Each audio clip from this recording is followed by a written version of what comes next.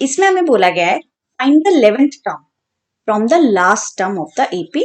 हमें ये एपी दी गई है, that is 10, 7, 4 and so on till -62। अब इस एपी का ये फर्स्ट टर्म है, इसे हम A1 बोलते हैं अगर, तो ये सेकंड टर्म, ये थर्ड टर्म एंड -62 उसका लास्ट टर्म या फिर nth टर्म है। एंड हमें बोला गया है कि हमें 11th टर्म निकालनी फ्रॉम द लास्ट टर्म, मतलब इस साइड से जो 11th टर्म है वो हमें फाइंड आउट करनी है। सबसे पहले तो हमें ये पता लगाना होगा कि इस एपी में टोटल कितनी टर्म्स हैं, मतलब जो -62 है वो कौन सी टर्म है। उसके लिए हम इजीली ये फॉर्मूला यूज कर सकते हैं। इस फॉर्मूले में हमारे पास फर्स्ट टर्म है, फर्स्ट टर्म है हमारा एपी का A1, that is 10। Common difference कितना है इन दोनों का, अगर हम डिफरेंस देखें, फर्स्ट टू टर्म्स का डिफरेंस देखें तो A2 minus A1 that is 7 minus 10, ये कितना है -3। नेक्स्ट टू टर्म्स का डिफरेंस देखें तो अगेन 4 माइनस 7 -3, दोनों में डिफरेंस सेम है, मतलब हमारा कॉमन डिफरेंस कितना है -3। अब हमें फर्स्ट टर्म पता है, कॉमन डिफरेंस पता है एंड हमें nth टर्म पता है, that is last term is -62, और हमें नंबर ऑफ टर्म्स निकालना है, मतलब जो nth टर्म है उसका n का वैल्यू निकालना है। तो हम ये फॉर्मूला यूज करेंगे, an equals to nth term होता है हमारा a plus n minus 1 d, nth term है हमारा 62 इक्वल्स टू a है हमारा 10 plus n minus 1 d, n हमें मालूम नहीं है, d का वैल्यू है -3। इसको हम इजीली n के लिए सॉल्व कर सकते हैं। -62 is equals to 10 minus 3n plus 3 which is equals to 13 minus 3n, -3n left hand side में आके हो जाएगा प्लस के 3n एंड ये -62 राइट हैंड साइड में चला जाएगा, ये हो जाएगा प्लस के 62 प्लस 13, ये हो गया 75 और हमारा n हो गया 75/3 मतलब 25।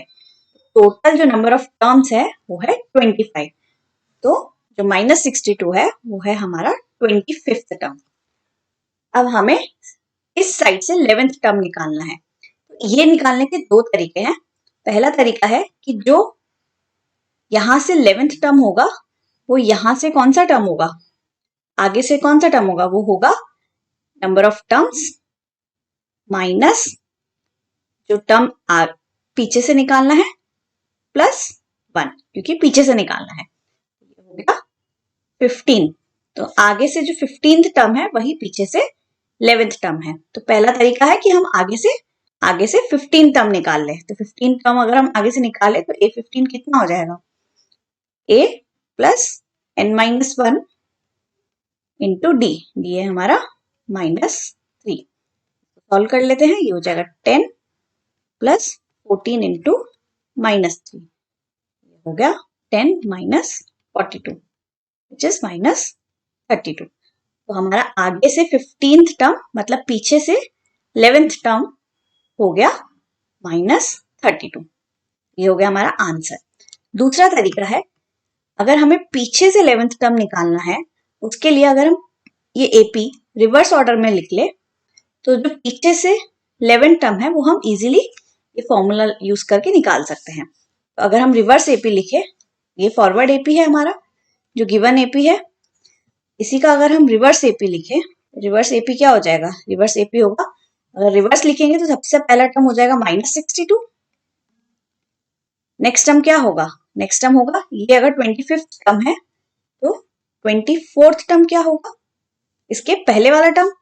24th टर्म इस एपी का क्या है, 24th टर्म ये फॉर्मूला यूज करके निकाले अगर, तो ये हो जाएगा 10 प्लस 24 माइनस 1 इंटू -3, तो ये आ जाएगा 10 प्लस 23 इंटू -3, ये हो जाएगा 10 माइनस 69 और ये आ गया -59। तो 24th टर्म इस एपी की हो गई -59। सिमिलरली और एक टर्म निकाल लेते हैं, 23rd टर्म। 23rd टर्म क्या हो जाएगी, 10 प्लस 23 माइनस 1 इंटू -3, तो ये हो गया 10 प्लस 22 इंटू -3, ये आ गया आपका 10 minus 44 minus 66 which is minus के 56। तो हमारा 23rd टर्म आ गया माइनस के 56। तो रिवर्स ऑर्डर में देखेंगे तो -62, उसके बाद आएगा -59, देन -56 एंड सो ऑन। और इस रिवर्स एपी का फर्स्ट टर्म हो जाएगा ओरिजिनल एपी का लास्ट टर्म दैट इज 10। अब हमें ये जो हमारा नया एपी है, रिवर्स एपी है, उसका इस साइड से 11th टर्म लिखना है। बहुत आसान है, 11th टर्म लिखना है इस एपी का। इस एपी में फर्स्ट टर्म कितना है -62, कॉमन डिफरेंस कितना है, कॉमन डिफरेंस देखने के लिए इन दोनों का डिफरेंस कितना है -59 -62, -59 -62, ये हो गया -59 प्लस 62 दैट इज प्लस के 3। सिमिलरली इन दोनों का भी डिफरेंस है 3, तो कॉमन डिफरेंस हो गया 3। 11th टर्म निकालनी है तो A11 हमारा हो जाएगा -62 plus 11 minus 1 into common difference that is 3, -62 plus 10 into 3, ये आ गया -62 plus 30 which is equal to -32। Again same value आया 11th टर्म का। अब इसमें आप कोई सा भी मेथड यूज कर सकते हैं। आप आगे से जो 15th टर्म है वही पीछे से 11th टर्म है, आगे से 15th टर्म निकाल के भी आप आंसर निकाल सकते हैं, या फिर आप एपी को रिवर्स ऑर्डर में लिखकर भी आगे से जो आपका नया एपी आएगा उसका 11th टर्म निकाल सकते हैं। ये हो गया हमारा एग्जाम्पल नंबर 8। नेक्स्ट है हमारा एग्जाम्पल नंबर 9। एग्जाम्पल नंबर 9 में बोला गया है कि एक सम है ₹1000 का, जो कि 8% सिंपल इंटरेस्ट पर ईयर पे इन्वेस्ट किया गया है और हमें हर ईयर के एंड में इंटरेस्ट निकालना है। तो सिंपल इंटरेस्ट निकालने का फॉर्मूला हमने प्रीवियस क्लासेस में पढ़ा था। सिंपल इंटरेस्ट होता है principal amount into rate of return into time upon 100। यहाँ पे प्रिंसिपल अमाउंट है 1000 एंड रेट ऑफ रिटर्न है 8%, और हमें जो टाइम दिया गया है वो हर साल के एंड में निकालना है। मतलब time equals to 1 year, 2 year, 3 year, 4 year and so on. तो हर साल के लिए हमें सिंपल इंटरेस्ट कैलकुलेट करना है। तो when t is equals to 1 year, simple interest that is S1 कितना हो गया, सिंपल इंटरेस्ट हो जाएगा 1000 इंटू R इंटू 1 अपॉन 100, ये आ जाएगा ₹80। सिमिलरली सेकेंड ईयर के एंड में सिंपल इंटरेस्ट कितना हो जाएगा, t की जगह 2 रख देंगे अपॉन 100, ये आ जाएगा ₹160। अगेन जब t टाइम जो है 3 इयर्स है तब सिंपल इंटरेस्ट कितना हो जाएगा, ये हो जाएगा 1000 into 8 into 3 upon 100 which is ₹240। तो हमारे जो सिंपल इंटरेस्ट आए eight the end of each year ये होगा 80, 160, 240 एंड सो ऑन। अब ये पूछा है do this interest form an AP, क्या ये इंटरेस्ट की वैल्यूज जो है एपी बनाती है, एपी बनाती है कि नहीं वो देखने के लिए हम दो कॉन्सिक्यूटिव इंटरेस्ट का डिफरेंस देखेंगे। तो फर्स्ट 2 का क्या डिफरेंस है, आगे वाला टर्म माइनस पीछे वाला टर्म दैट इज 160 माइनस 80, ये है 80। Again third term minus second term, आगे वाली टर्म माइनस पीछे वाली टर्म, 240 माइनस 160 हो गया अगेन 80। तो यस डिफरेंस कॉमन है, तो दिस फॉर्म्स एन एपी। ये हो गया हमारा सेकेंड पार्ट। फिर बोला गया कि अगर एपी है if so then find the interest at the end of 30 years making use of this fact. हमें 30 इयर्स के बाद क्या इंटरेस्ट होगा वो निकालना है। बहुत आसान है, हमें इनडायरेक्टली बोला गया है कि हमारा ये जो एपी है उसका 30th टर्म हमें फाइंड आउट करना है। बहुत आसान है, ये फॉर्मूला हम यूज कर लेंगे A30 निकालने के लिए।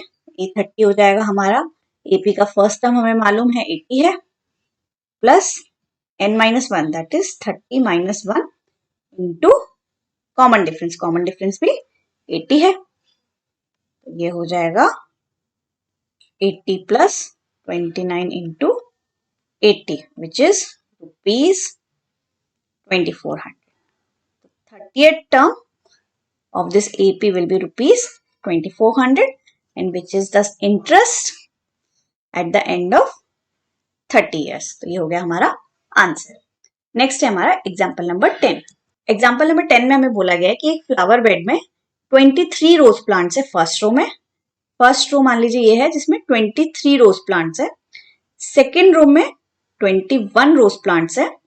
थर्ड रो में 19 रोज प्लांट्स है and so on. And last row में 5 रोज प्लांट्स है. और हमसे पूछा गया है how many rose are there in the flower bed. तो ये कितनी टोटल रोज है वो हमें बताना है. तो अगर हम ध्यान से देखें फर्स्ट रो में 23 प्लांट्स है, सेकेंड रो में 21 है, थर्ड रो में 19 है एंड लास्ट रो में 5 है. तो अगर हम देखें इन दोनों का difference that is first to consecutive terms का डिफरेंस, तो आगे वाला माइनस पीछे वाला दैट इज 21 माइनस 23 ये है -2. अगेन नेक्स्ट टू टर्म्स का difference that is 19 minus 21 again -2 है. मतलब जो डिफरेंस है वो कॉमन है. तो हमारा ये जो गिवन लिस्ट ऑफ नंबर्स है वो एक एपी है. तो दिस इज एन एपी. और एपी में हमें फर्स्ट टर्म दिया गया है, हमारे पास कॉमन डिफरेंस है एंड हमें लास्ट टर्म पता है और हमें बस नंबर ऑफ टर्म्स निकालना है. मतलब ये जो है हमारा nth टर्म है और हमें नंबर ऑफ टर्म्स निकालना है. हम इजीली फॉर्मूला यूज कर सकते हैं. ए एन होता है हमारा a plus n minus 1d. nth term is 5. a है हमारा 23 plus n minus 1 into common difference. Common difference है -2. बस इसको हम इजीली n के लिए सॉल्व कर लेते हैं. तो इसको सिंप्लीफाई करेंगे हो जाएगा 23 माइनस 2n प्लस 2.